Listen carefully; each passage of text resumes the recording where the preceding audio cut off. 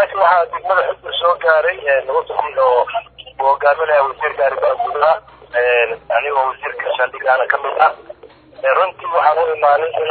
inaan ducisno aan wax ka ogaano xaaladda dhabta ah ee dadka reer xuddur ay ku nool yihiin maadaama xilli badan oo nabadgudyo dadkaas joogeen ka jiray haddana dadka laga bixiyay nabadgudyo markaa bal inay dawladda tagto isheeda kusoo aragto xaaladda dadka ay ku sugan yihiin waa tahay dhibaato daran ayaa laga soo sheegaya wasiir degmada xuddur dadka ku nool haddaad u kuur gasheen maxaad ku aragteen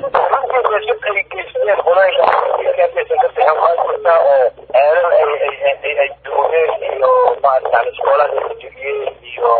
isbitaalka waxyeelay u geysteen laakiin waxaa dadkii kaloo dabiiciga ahaa xilliga waxaa la joogaa oo magaalka ahaa oo kulle roobkii la filaa laakiin waa qaleel badan baa ka muuqda dhul abaareed waa u egyahay laakiin dadka moralkooda iyo niyadooda iyo yani way fiican tahay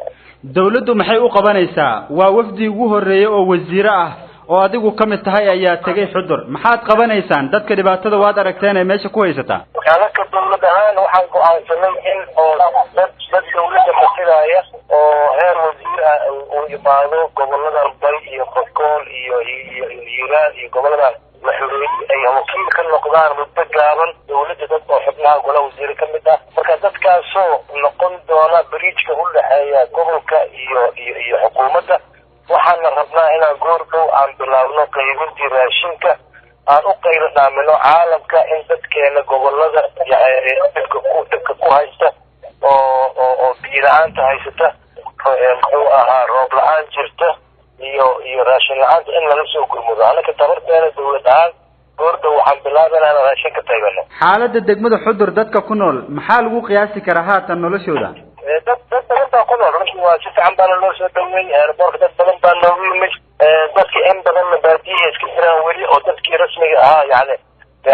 ma kusoo laaban maadaama oo dadkii shanaarkii ay dadka ka qaxiyeen jidadkii xeran yihiin dib waa iska jiraan laakiin tiro fiican baa degan oo xudra maanta ku argno airboortka lagu soo dhaweysay oo aan la qabanay ugu dambeyntii hay-adaha maxaad ka codsan lahayd maadaama xaaladda aad soo aragteen hay-adaha samafalka waxaan ka codsanaynaa in ay yimaadaan magaalada xuddur oo ay soo gaaraan biyo la-aan baa jirta raashin la-aan baa jirta dawladdu waxay qaban karta waa wax yar laakiin hay-adaha ka sugayna caalamka inayna soo gargaaraan